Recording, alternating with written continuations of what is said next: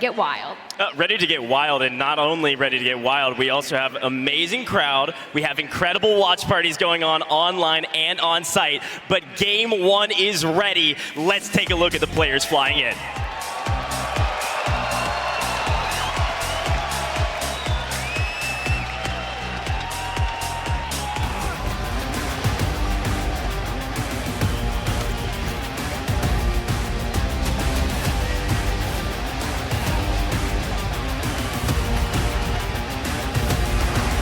Now we said it, these players have battled through stages, through last chance qualifiers, crossed continents, all to compete here in the Copper Box. We always talk about the leaders, the story of the legacy versus ambition, experience versus hunger, and Goj, the old guard versus the new guard. The old guard versus the new guard. You've got Tommy, you've got Braided, you've got Allman, you've got Huskerrs, and then you've got some of our new faces. I asked the players, Tiv, what is their best tournament experience? What's their most memorable moment in Warzone history? And many said the qualifying moments. London, you are witnessing greatness. 150 players on LAN. This is the largest LAN lobby ever in the history of esports. Let's take a look at the map.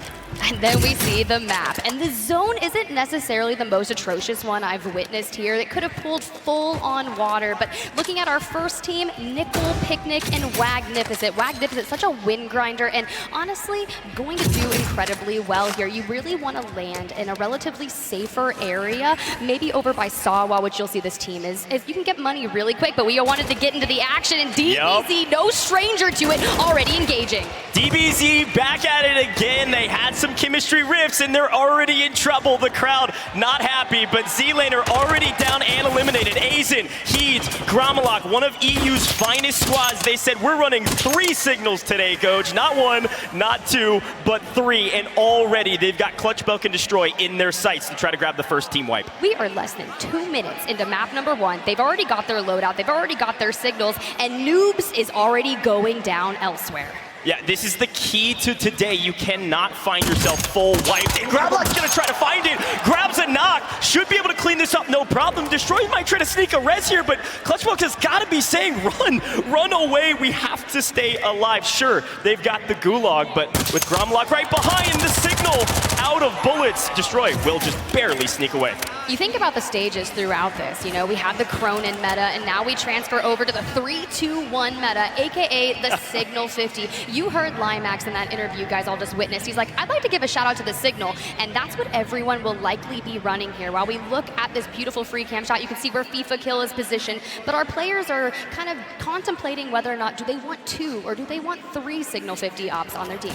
That's exactly right, and we always talk about different zones of activity in Warzone, and one of those is, of course, the very beginning of the match. Big Pavo in trouble, finds one, is able to clean it up, but goes down in the process. Champy trying to grab a little bit of revenge and is able to do so. Nate Dogg goes down. The team that almost kept Huskerrs from getting to this moment does fall.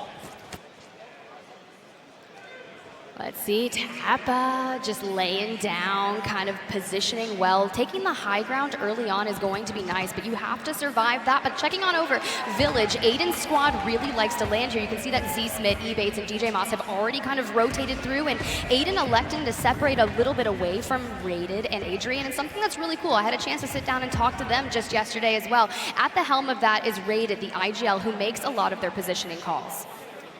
We've got Wadawi now in trouble. Palooka, Tojo, pushing, but Flex in trouble. Palooka's gonna try to come up here again. Lockman sub, the main weapon of choice for pretty much every single player at close range. Should have no problem here. Of course, resources are everything, and Smoke's one of the main resources you'll see every single team using. Now a little bit lost in the sauce, but is able to answer back.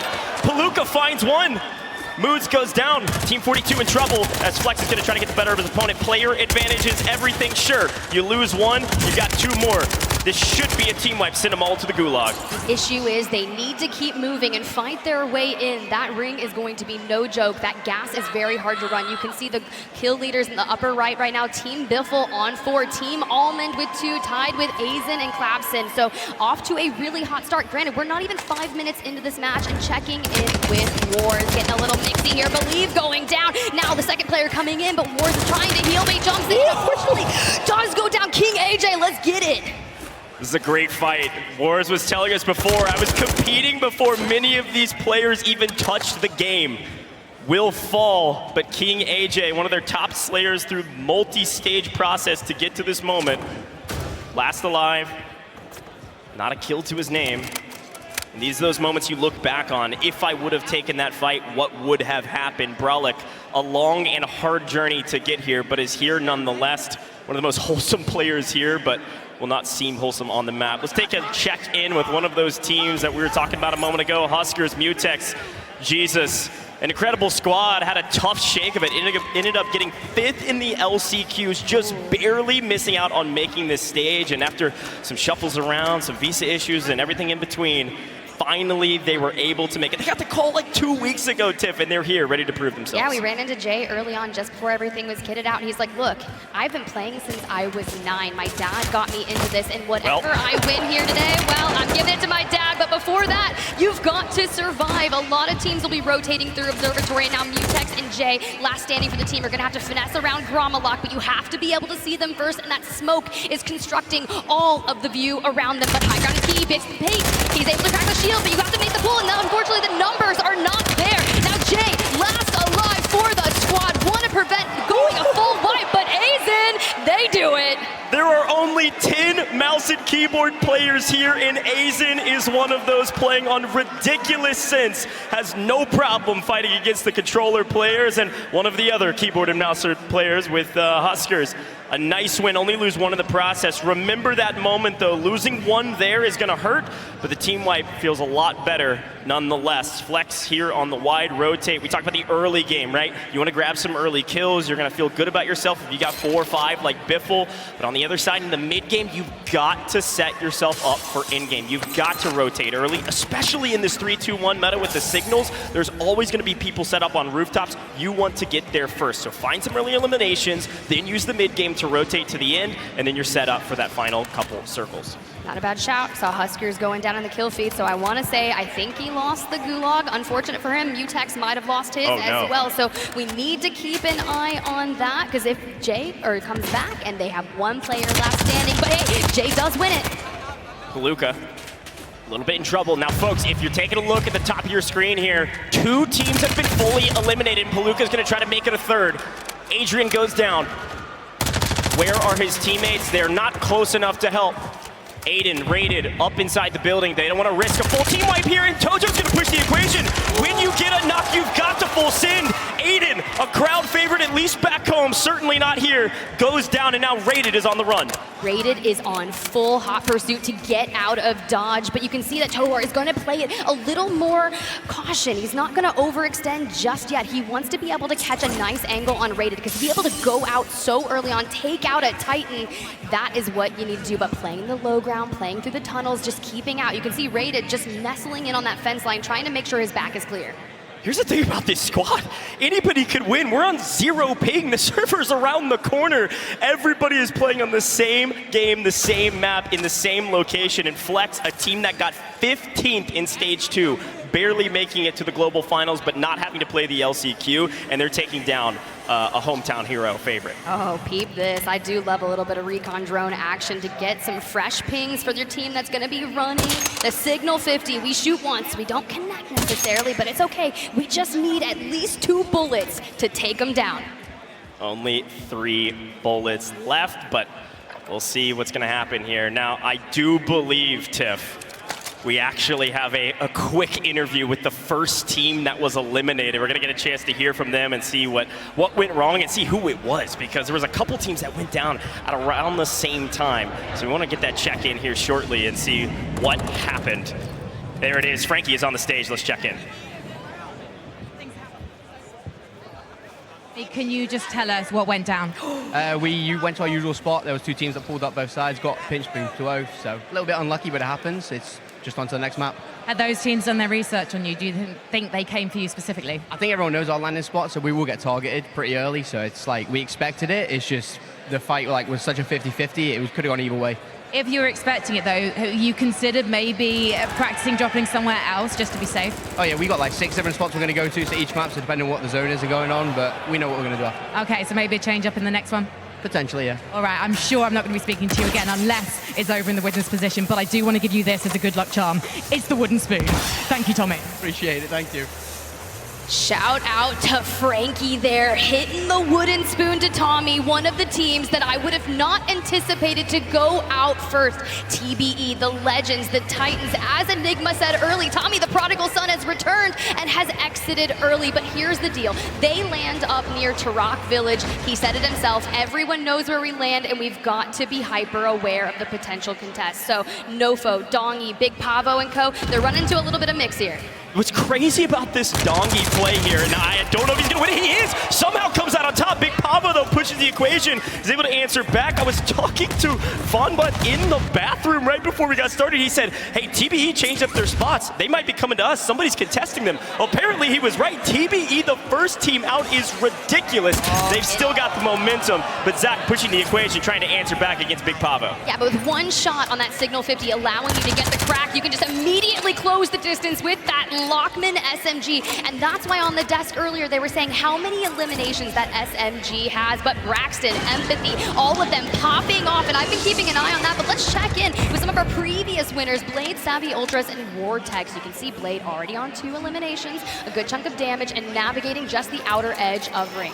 Yeah, this is going to be a tough spot. Again, as we're kind of nearing the mid-game of the first map of the Global Finals, you've got a previous winner and, of course, a previous solo YOLO winner. Blade went from, like, 160th total earnings on our earnings leaderboard to, like, 4th because he won $100,000 individually and won the World Series of Warzone last year. A ridiculous feat, and they're, of course, trying to go back-to-back. This is going to be tough, though. This rotation in, we're already into the mid-game. Other teams have been here for a while, set up, ready to go, waiting for them to rotate in. So I'll be curious if they can come out of this inside the top 10 or so teams. We still have 44 teams left. Signal, though, certainly can clear you a path.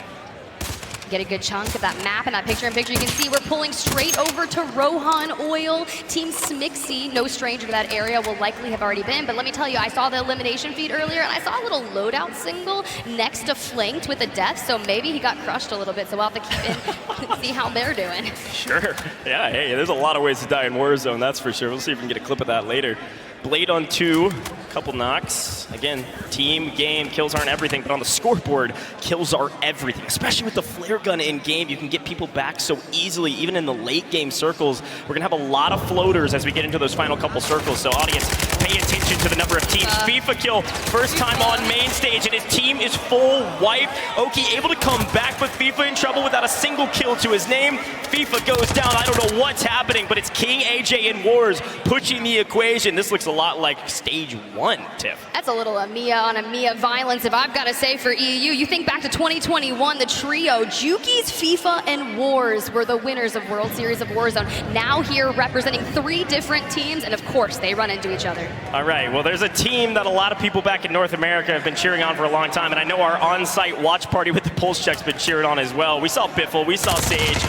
They're not too far away, but He's, who's been having a great game thus far, gets wiped. Adrian pushes the fight. Aiden and Rated, they've restabilized Tiff. They've kind of found their feet underneath them. Seemingly all is well, and this is the making of a fantastic game for them and the making of a great team. We talk about this all the time, Tiff. It's not about how hard you can get hit. It's about how easy and how fast you can get back on your feet after flying back in from the gulag. And that regain, once you get into a blender, when you start having numbers advantage, it's very complicated. But Team Flex here on your screen still has all 3 members and the ability to clean out Team 44 and 37 and 9. Additionally, they just need to keep an eye out on Team Savvy on that northeastern side that has the potential to gatekeep them, but they have to go forward. And the issue is, when everything is open and you have no smokes, life is a little tough. Yeah, precision airstrikes and everything in between. There's a lot of fighting going down there, but a couple teams, we're making several teams in this area here in Oil. Adrian on 2 is just going to try to catch somebody out in the open. Of course, you got a night vision scope like this. You can pick some people off in the rotations, which is what they want to do. The problem is, somebody tries a third party, pushes in from below as somebody else is flying in above. You're going to catch yourself in a complete disarray. Blade, though, going to try to continue to clear his path forward. We'll see where this next zone pulls. And, well, nowhere nearby, Mr. Savvy Ultras. You're going to have to get on your horse and start moving. I still think they're in a tough spot, but look, the Italian Wonders, they've done it before. They can do it again.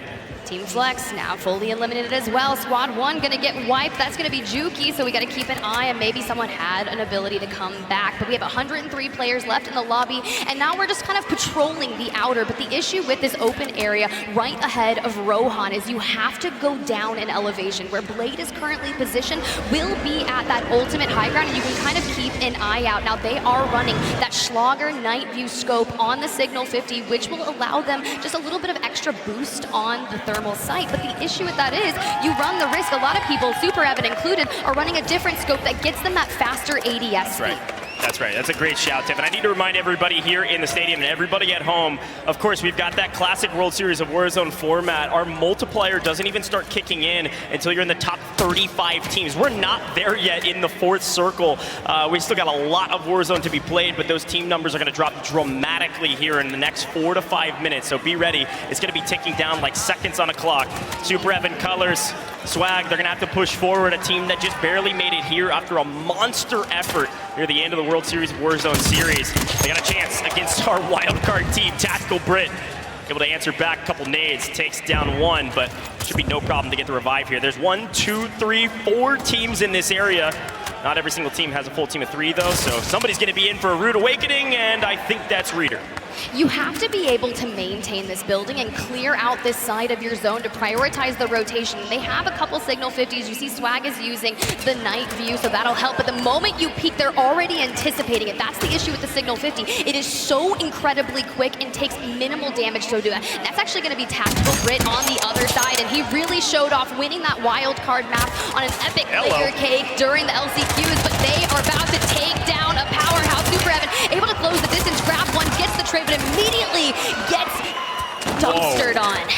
That was almost a full wipe. If you notice, I think he got the flare off in time, so there's one floating up above, and that's what we talk about, survivability. It is so difficult to full wipe teams here, not only with the flares, but also some of these players, they showcase some movement on Al Mazrah, able to jump onto a buy, sacrifice themselves to get their teammates back, and of course, portable buy is another way to do that. But watch out, I don't know if it was Swagg that was able to get back. I think it was. One player left alive for that team, and we are into the multipliers. I said it was gonna go quick. We were at 39, now we're at 30, and now the gulag is closed, so not a single safety net allowed for any team aside from those flares. We'll see what they're able to do. Aydan, Rated, Adrian, they like their spot now, not too sure. Gonna have to fight through a ton of teams on the way to center zone. My issue with, I love their position. They don't have any self-reses, they're really low on shields, but they did give Rated all of the cash, call in the mobile buy station, so they're probably looking to maybe grab a self-res, grab a UAV, and really prioritize their positioning for the end game, because navigating throughout all the buildings, you know just as well as I do that someone is going to be just camped up in a building looking for positioning and being able to prioritize that to grab the eliminations at the end. But you are right, we are finally into the multiplier, and it'll start crawling up. Sage on 6 with 8 downs. This team has been the top of our leaderboard since the very beginning, in a little bit of trouble, but they've got player advantage. They are not worried at all. There are 3 Slayers on this team, but 2 specifically playing the Slayer role. Shifty has elected to take up the dirty work role, as we call it. I was talking to Repulse before this, who was kind of coaching them prior to the watch party, and Shifty, an incredible player, here with something to prove. Got a chip on his shoulder, and this team is going big already in the first map. You could say that about almost every player on that stage, Goj. Everyone has something to prove because it is to be taken. It has to be earned, and Aydan, Rated, and the young gun Adrian are working on that positioning, but you have to get through. Mind you, Skullface, Hisoka, and Mayapo have already positioned themselves near the track, so they're a little bit closer. You can see Braxton and Empathy just on the right side. They have a little bit of cover, but this is going to be monumental as eBay and C-Smith, they get completely wiped. Rated able to clean it up, and now with the smokes, with the shields, can prioritize that next position. All right. Let it breathe a little bit here, Tiff, because this is the calm before the storm. Methods trying to do something, landing on top of the building, unfortunately, will fall. Now we're into 26 teams remaining, and every team just trying to set themselves up before the chaos that is the final couple circles, especially with a lot of floaters up in the sky. You want to keep those flares. Squad 37 goes down, that's 8. They said, hey, we didn't get enough love on the broadcast, Coach. You got to shout us out. Well, I'll shout you out now. 22nd place or so. Hopefully it was a good game. GG go next. We hit the 20th place mark, that 1.4x multiplier. And as that circle starts to close, you have to start thinking of the teams that have already put themselves in a solid position. It's going to be Team Panda that is going to be holding that next northern mode, and Sage racks up another one, wanting to get closer to that double digit. The moment that Sage, Shifty, and Biffle start feeling themselves. Now, mind you, Shifty was playing with Hisoka and Skullface, now has joined this roster, and they are just going off on all of these teams, fighting tooth and nail for it. But a PA, or Rogue PA, will be the nail in Sage's coffin. Here's the thing, this map is a massive one. Of course, Shifty, I was gonna say last alive, Sage somehow able to snake out of the way. This is scary for the other teams. You've allowed the top slayers on the map to make it inside the top 16, potentially top 15. Our other wildcard team potentially in trouble. Desmond falling. I still see Rocket and Zakar alive. Shifty out in the gas, gonna work his way in, hanging on by a tooth and a nail, and maybe a little bit more than that. Watch out for Biffle at the top of the leaderboard. I can only imagine you're gonna see them there regardless if they go out soon. We did see Dez go down, but Crowder was still alive. The wild card team coming in from the NA Last Chance qualifier. That was such a doozy to watch. If you haven't seen it, you're gonna have to go back and watch that water ending. But positioning yourself here is gonna be nice, but if you can take a couple picks to maybe force them to heal off, prioritize going forward. But Morpheus, they're gonna be able to catch off guard. If there's one thing I've learned about the Morpheus squad, is their ability to consistently make it to endgame. That's right. They're always in endgame. I cursed them in the stage 2, but they made it through LCQs regardless. Savvy Ultra's proving me wrong yet again. A lot of people doubted this team somehow after winning World Series of Warzone last year. Stage 1 was a fine performance. Stage 2, they dominated, and now somehow into endgame after a massive rotation. Savvy Ultra's on 6. This should be a really good game. Duke X's team is gonna fall, and so will Biffle's, and they're gonna have to continue. Wars and Breadman, though, still representing. We can see Joewo and Co just on the right side, but look who has the high ground. Hisoka, Mayapo, and Skullface. They are poised and positioned. Plenty of Signal 50 ammo, and just ready to take this, because if you can hold that, you just look at it, Crowder and Nico, there's nothing they can do. Incredible. They basically just shot their ankle off. An amazing high ground position. This is exactly where you want to be. Look at the next zone pull, too. I know it's small on your screens at home, but look at the zone pull they have. They have high ground, and they've got the next zone position. Skullface on 7. This is the battle of the champions. No! Joewo comes up from down below. Skullface is able to answer back. That's now 8. Unreal, Tiff. The battle of the champions. Savvy Ultras alive, winning EU last year. Hisoka winning NA last year. First map already, we're seeing the battle of the Titans. Look, Soka was absolutely locked in those shots earlier. He's showing off the chain, but they have maintained the best position. And now Redman and Limax are short on Joewo, but that was such a game-winning fight, right? If you can take the roof from them, you can potentially take the game. But now you see Joewo is gonna be re-knocked by Skullface, re-fooled. He wasn't able to get back in, and now they just have to keep the lookout. We have 5 teams remaining, 13 players. We are about to experience the end. NA versus EU champions, some regional expansion teams still alive as well, and then the boy Joewo braiding Breadman's hair, and I think we're back-to-back in the scrims leading up to today, so they'd like to go 3 in a row. We'll see. Climax pushes the fight now. Clip shown on screen going down. Mexico on your screen, looking to make it big in the first map. Panda on 3, gets the flare off. We're gonna have a floater. Mexico's gonna be floating up, down to the final 3 teams. Panda trying to push the equation, goes down. Breadman, mouse and keyboard player going big, cleaning up all of Mexico almost. Limax said, I'm just here to shoot my gun, and he does. He said, I'm carrying at least 5 flares on me. We're gonna have a flare off, but unfortunately Limax will fall as Soka has delved down onto the other knee. They have cleaned it up, and they will be your map 1 winners. I cannot believe your North America champions somehow not only win map 1 and are excited about it, but had a ton of kills to boot. They came here to ball out, Tiff. I asked every competitor here who their scariest team to fight was, and, well, Team Hisoka was at the top of the list. I mean, I would be scared to chow Soka. Man, that guy is a grinder. Skullface was one of the first people to ever unlock that new camo by streaming for a solid week straight. They are here in final form, and making that roster swap to pick up Mayapo once again has proved that they here are not playing. Of course, when you win that map, you get the 2 times multiplier, so a massive game, let alone we'll let let the admins do the math behind the screen, but you'll likely see them near the top of the leaderboard. I got a couple questions in my mind, though. When you look at that leaderboard, where's Biffle going to be? They had 26 some odd points going into the final 15 teams. They were frying. Where's Savvy Ultra going to be? The Italian squad, the other champions from EU, they had a fantastic